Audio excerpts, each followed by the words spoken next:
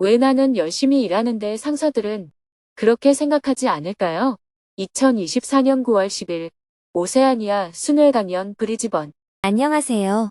오늘은 오세아니아 순회강연 중 6번째 순서로 브리즈번에서 한국 교민들을 위한 증문즉설 강연을 하는 날입니다. 스님은 새벽 기도와 명상을 마친 후 5시 30분에 숙소에서 아침 식사를 했습니다. 강연을 준비한 퍼스정토회 회원들이 찾아와서 스님께 삼배로 인사를 했습니다. 모두 강연 준비하느라 수고들 하셨어요. 함께 기념사진을 찍고 숙소를 출발해 퍼스 공항으로 향했습니다. 차로 20분을 달려 공항에 도착한 후 퍼스정토회 회원들과 작별 인사를 하고 탑승구로 향했습니다. 다음에 또 봅시다. 탑승구 앞에서 대기하며 업무를 보다가 8시에 퍼스 공항을 출발했습니다. 4시간 20분을 비행하여 현지 시각으로 오후 2시 20분에 브리즈번 공항에 도착했습니다. 수화물을 찾고 입국 수속을 한 후 공항 밖으로 나오니 강연을 준비한 박가예님과 브리즈번 정토회 회원들이 마중을 나와 스님을 환영해 주었습니다. 브리즈번에 오신 걸 환영합니다. 반갑게 인사를 나누고 기념사진을 찍은 후 곧바로 숙소로 향했습니다. 공항에서 차로 50분을 달려 숙소에 도착했습니다. 늦은 점심 식사를 한 후 한국과 연락하며 업무를 처리했습니다. 해가 저물고 저녁 6시가 되어 강연장으로 이동했습니다. 차로 30분을 이동하여 강연장에 도착했습니다. 오늘 강연이 열리는 곳은 퀸즐랜드에 위치한 브리즈번 기술 및 전시센터입니다. 브리즈번에서 다양한 세미나와 박람회, 전시회가 열리는 공간인데 오늘은 한국 교민들을 위한 증문즉설 강연이 열렸습니다. 스님이 강연장에 도착하자 곳곳에서 봉사자들이 청중들을 반갑게 맞이하고 있었습니다. 젊은 사람들이 강연장을 많이 찾아왔습니다. 저녁 7시가 되자 준비한 250석이 빈자리 없이 꽉 찼습니다. 스님을 소개하는 영상이 끝나고 스님이 무대의 모습을 드러내자 뜨거운 박수갈채와 환호가 쏟아졌습니다. 스님이 웃으며 인사말을 했습니다. 오늘 여러분과 제가 대화하고자 하는 주제는 인생살이입니다. 우리가 살다 보면 이렇게 사는 게 맞나 하는 생각이 들 때가 있습니다. 이 세상의 여러 현실에 부딪히면서 마음에 의문이 생기는데 마땅히 물어볼 데가 없습니다. 또한 살다 보면 괴로움과 불안감에 사로잡힐 때가 있습니다. 이 괴로움에서 벗어나고 싶은데 스스로 그 방법을 못 찾을 때도 있어요. 옛날에는 이런 경우에 주로 종교적인 믿음을 통해서 해결하려고 했습니다.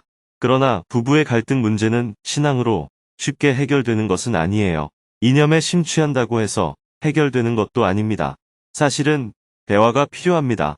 상대가 나와 다르다는 것을 인정하고 그의 입장에서는 그럴 수 있겠다 하고 이해하는 과정을 통해서 풀어나갈 수 있습니다. 어떻게 하면 괴로움에서 벗어날 수 있을까요? 우리의 정신작용은 늘 자기중심적이라는 특징이 있어요. 자기가 뭘 잘못했다고 인지해도 자꾸 그럴 수밖에 없었던 이유를 찾아서 변명하려고 하는 성질이 있습니다. 다른 사람이 그렇게 하면 굉장히 얄밉게 보이겠죠. 그런데 나 자신이 그렇다는 것입니다. 생명을 가진 존재가 본능적으로 자기 육체를 보호하려는 것처럼 인간의 정신작용 또한 자신을 보호하기 위해 나도 모르게 자기를 변명하는 작용을 하게 됩니다.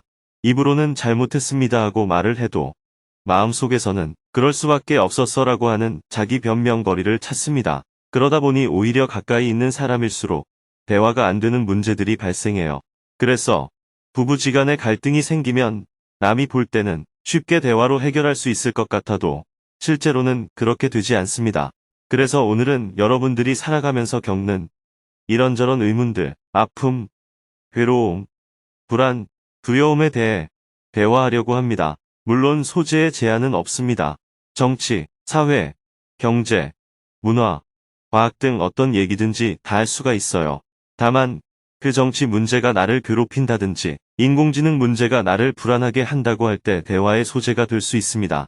이어서 사전에 질문을 신청한 9명부터 스님과 대화를 나누었습니다. 강연의 후반부에는 즉석에서 8명이 추가로 질문하고 스님과 대화를 나누었습니다. 오늘은 평소보다 많은 질문을 받았습니다. 2시간 동안 17명이 스님에게 질문을 할 수 있었습니다. 첫 번째 질문자는 직장에서 열심히 일하지만 윗분들은 일을 느리게 한다고 지적해서 힘들다며 어떻게 하면 좋을지 스님의 조언을 구했습니다. 왜 나는 열심히 일하는데 상사들은 그렇게 생각하지 않을까요? 저는 직장에 가면 항상 일을 열심히 하려고 노력하는 편인데요. 다른 사람들은 그렇게 생각하지 않는 것 같아요. 질문자는 자기 혼자서 나는 열심히 하는 사람이야 하고 생각하나 보네요. 제가 처음에 일할 때는 일이 익숙하지 않으니까 조금 천천히 하긴 했어요. 그런데 시간이 갈수록 속도도 빨라지고 예전보다 더 열심히 한다고 생각하는데 윗분들은 그렇게 생각하지 않는 것 같아서 걱정됩니다. 윗분이 질문자에게 뭐라고 합니까? 일하는 게 좀 느리다고 하나요? 그러면 죄송합니다. 조금씩 빨라지고 있습니다. 하고 대답하면 되죠. 그게 뭐 어려워요? 저도 그렇게 말하긴 해요. 사실은 그렇게 말하고 그 순간을 넘기면 되지만 윗분들이 계속 저를 안 좋게 봐서 불이익을 받게 될까봐 두렵습니다. 일자리에서 잘릴 수도 있고요. 일을 느리게 하면 불이익을 받아야죠. 일을 느리게 하면 남보다 일을 덜 하게 되는데 그러면서 불이익은 안 받겠다는 건 말이 안 되는 소리예요. 불이익을 주면 받으면 됩니다. 저 스스로 나는 열심히 안 했으니 그럴 수도 있지 하고 인정이 되면 괜찮은데요. 제가 생각하기에는 제가 열심히 하고 있거든요. 다른 분들이 뭐라고 지적해도 그래, 더 열심히 하자 하고 저는 더욱 열심히 하거든요. 우리가 보통 걸음걸이가 늦고 동작이 느린 사람한테 군뱅이 같다고 합니다. 그런데 군뱅이한테 물어보면 뭐라고 할까요? 자기 나름대로 엄청나게 빨리 하는 것이라고 할 거예요. 늦다, 빠르다 하는 것은 절대적인 게 아니고 상대적인 것입니다. 저도 비교적 다른 사람들보다 일 처리가 빠른 편이에요. 질문자는 저하고 같이 다녀보면 괜찮을 것 같아요. 본인이 얼마나 느린지 확실하게 자각할 수 있을 테니까요. 며칠 전 강연을 할 때의 일입니다. 질문하려는 분들이 여기서 한 사람, 저기서 한 사람씩 손을 번쩍번쩍 드는 상황에서 마이크를 전달해야 하는 봉사자의 행동이 제가 보기에 느려 보였어요. 제가 생각할 때는 봉사자가 강연장 안을 항상 잘 지켜보고 있다가 누가 손을 번쩍 들면 빨리 그쪽으로 가서 마이크를 건네줘야 하는데 손을 어디서 드는 줄도 모르고 걸어갈 때도 천천히 움직이는 거예요. 그래서 제가 그 자리에서 왜 이리 군뱅이 같이 느려요?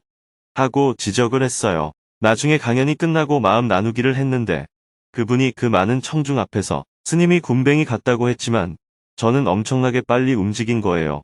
라고 말하더라고요. 그래서 괜찮습니다. 스님도 웃으라고 한 얘기예요.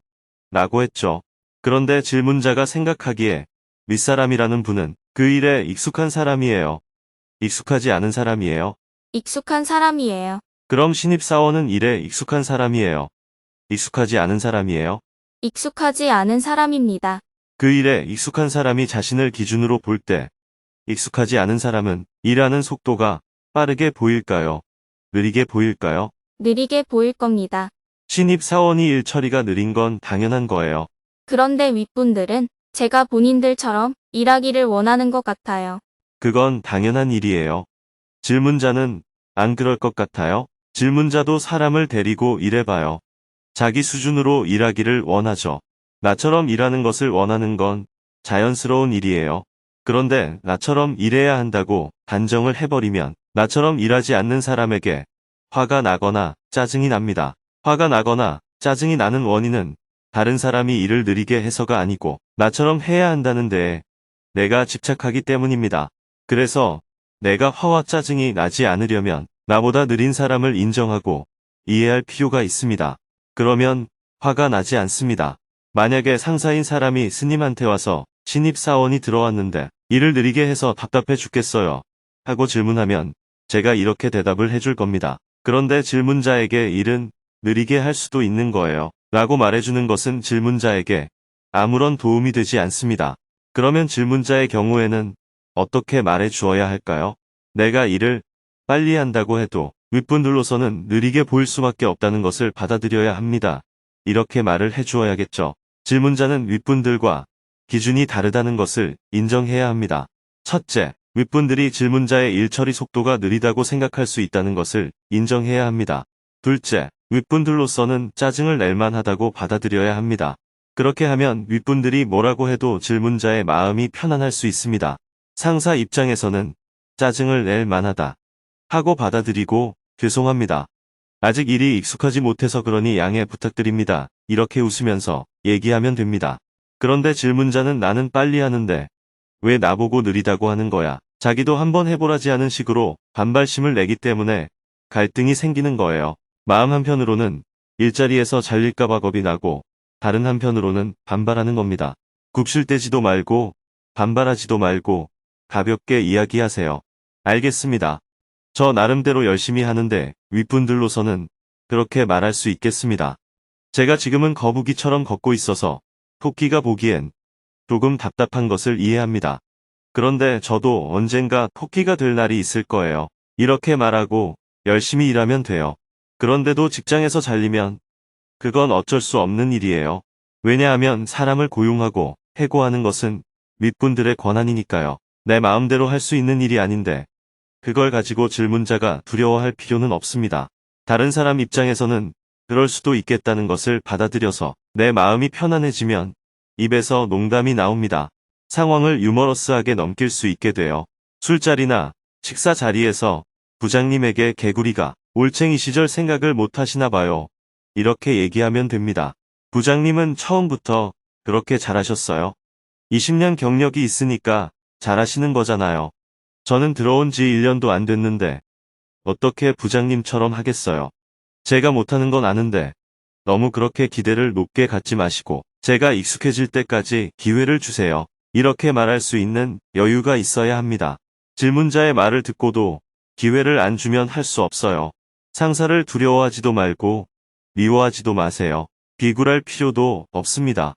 직장 생활에 조금 여유를 갖고 당당해지기를 바랍니다. 그리고 질문자가 원래 동작이 느린 사람일 수도 있어요. 공동체에서 저와 같이 사는 대중 중에도 동작이 느린 사람이 있습니다. 가끔 그분과 얘기해보면 제가 요즘 굉장히 빠릅니다 하고 말합니다. 처음에는 말도 안 되는 소리를 한다고 생각했는데 이제는 그 말이 이해돼요.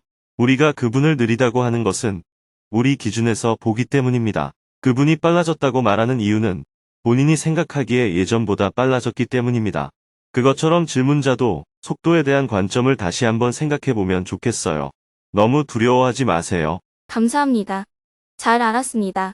다음 질문자도 직장 생활의 어려움에 대해 질문했습니다. 직장에서 일하는 동료들이 모두 호주 사람이라며 영어를 잘하는 사람들 사이에 있으니 스트레스를 많이 받는데 어떻게 하면 직장 생활을 편안하게 할 수 있는지 질문했습니다. 영어가 서툴러 직장 생활이 힘든데 어떻게 극복해야 하나요?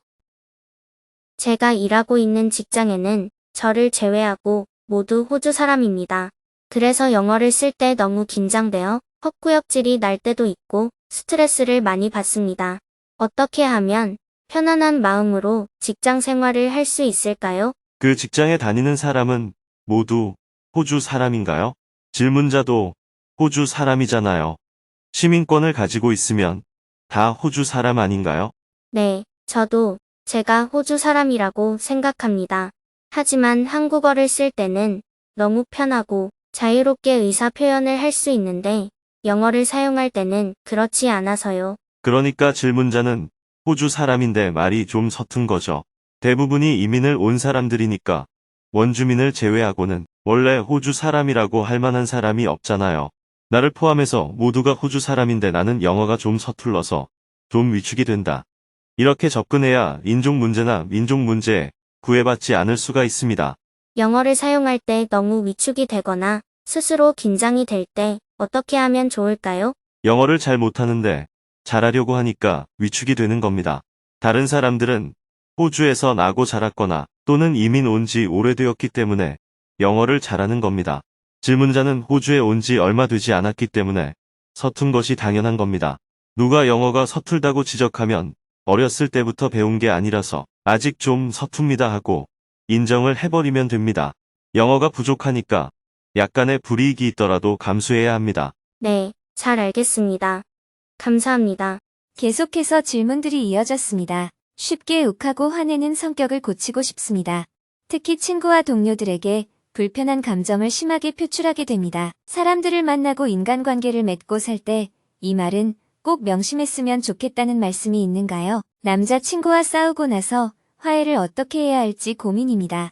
저는 입을 닫고 생각하는 편인데 남자친구는 침묵의 시간을 너무 답답하게 여깁니다. 한국에 계신 부모님과 친구들이 너무 그립습니다.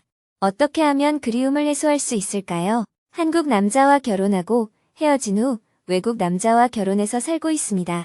결혼 생활 11년이 되니 남편이 점점 민감해지고 아이들에게 잔소리를 많이 해서 고민입니다. 하루도 빠짐없이 꿈을 꿉니다. 너무 피곤해서 명상하고 싶은데 집중이 안 됩니다.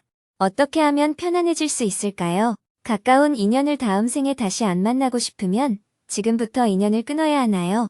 아니면 업보를 풀어야 하나요? 108배를 하고 있는데 무릎이 너무 아픕니다. 어떻게 하면 좋을까요? 제가 매사에 좀 부정적인 편인데 아이를 행복하게 키우려면 어떻게 해야 할까요? 결혼을 앞두고 책임감이 없는 누나의 남자친구 때문에 어머님이 많이 속상해합니다. 어떻게 위로를 해드려야 할까요? 어머니가 철없고 이기적으로 보여서 전화도 하기 싫을 정도로 관계가 멀어졌습니다. 하지만 마음속에 남는 죄책감은 어떻게 해야 할까요? 10년 일한 직원이 퇴직하게 되는데 호주에는 퇴직금 제도가 없습니다. 직원에게 퇴직금을 챙겨주어야 할지 고민이 됩니다. 친구와 길을 가다가 인종차별적인 발언을 들었습니다. 동창회에서는 많이 늙었다라는 소리를 듣고 나서 기분이 안 좋았습니다. 이럴 때 상대에게 뭐라고 대응해야 할까요? 모든 질문에 대해 답변을 한 후 마지막으로 스님이 마무리 말씀을 해주었습니다. 호주에 와서 살기가 어렵다고 많이들 이야기하는데 누가 호주에 오라고 했나요? 스스로 결정해서 왔기 때문에 호주 사람들을 욕하지도 말아야 합니다. 만약 더 이상 살기 싫거나 문제가 생기면 조용히 한국으로 돌아가세요. 또 호주에 와서 살면서 너무 욕심내지 마세요. 만약 죽기 살기로 살고 싶다면 한국으로 돌아가세요. 죽기 살기로 사는 건 좀 문제다. 조금 여유를 가지고 사는 게 좋다. 이렇게 생각해서 호주에 왔다면 가족들과 함께 여유 있는 삶을 사세요. 이런 곳에서 욕심내고 돈을 많이 벌려고 한다면 차라리 한국에서 사는 게 낫습니다. 설악산 꼭대기까지 아등바등 올라와서 옆구리에 라디오 차고 음악을 크게 틀어놓는 사람과 다를 바가 없습니다. 왜 설악산까지 와서 다른 사람들을 고려하지 않고 음악을 틀어놓습니까? 제가 볼 때는 밉상입니다. 호주와 같은 나라들은 사회보장 제도가 잘 되어 있기 때문에 많은 세금 부담을 감수해야 한다는 점이 젊을 때는 다소 부담스럽게 느껴질 수 있습니다. 하지만 나이가 들면 사회보장 혜택으로 다 돌아오기 때문에 괜찮습니다. 젊을 때는 이곳에 살기가 심심하기도 하고 재미도 별로 없더라도 나이 들면 괜찮아집니다. 여유롭게 살려고 한다면 호주에 온 것은 잘한 겁니다. 빨리 무언가를 이루려고 하면 한국으로 돌아가는 편이 낫습니다. 언제든지 자기가 처한 현실에 만족할 수 있어야 삶이 좀 더 편안해지고 행복해집니다. 대화를 마치고 나니 밤 9시가 훌쩍 넘었습니다. 곧바로 무대에서 책 사인회를 했습니다. 많은 분들이 길게 줄을 서서 스님의 사인을 받고 스님에게 감사 인사를 했습니다. 책 사인회를 마치고 강연을 준비한 봉사자들과 기념사진을 찍었습니다. 브리즈번 청중들이 모두 강연장을 빠져나가고 스님은 봉사자들과 함께 인사하는 시간을 가졌습니다. 한 사람씩 마이크를 잡고 간단히 자기소개를 했습니다. 자기소개가 끝날 때마다 서로 힘차게 박수를 쳐주었습니다. 이름도, 나이도, 직업도, 호주에 사는 수도 다 달랐습니다. 모두 평소에 스님의 법문을 듣고 항상 감사한 마음을 가졌는데 오늘 봉사로 보답할 수 있어서 뿌듯했다며 기쁜 마음을 표현했습니다. 마지막으로 스님이 인사를 했습니다. 여러분이 은퇴 후에는 그 직업 기술을 인류를 위해 사용할 수 있도록 제가 미리 자리를 마련해 두겠습니다. 조기에 은퇴하고 오면 더욱 좋을 것입니다. 은퇴하고도 또 욕심 부리지 말고 지구와 인류, 자연 환경을 위해 여러분의 에너지를 조금이라도 쏟아보면 어떨까 생각합니다. 사는 동안 행복하게 지내시고 필요한 곳에 적극적으로 이바지하는 사람이 되시길 바랍니다. 감사합니다. 봉사자들은 현수막을 철거하고 강연장 뒷정리를 했습니다. 스님은 봉사자들과 인사를 나누고 숙소로 출발했습니다. 숙소에 도착하니 밤 10시가 넘었습니다. 오늘로써 오세아니아 6개 도시 순회 강연을 무사히 마쳤습니다. 밤 11시부터는 1시간 동안 지난 6일 동안 스님과 전체 일정을 동행했던 스태프들과 마음 나누기를 한 후 오세아니아 순회강연을 마무리했습니다. 내일은 오전에 브리즈번 공항을 출발하여 하루 종일 비행기를 타고 동티모르로 이동한 후 저녁에는 지속 가능한 농업 시스템을 만드는 퍼마쿨처 티모르 오로사이를 창립하여 2023년 막사이사이상을 수상한 유제니오 레모스님을 만날 예정입니다.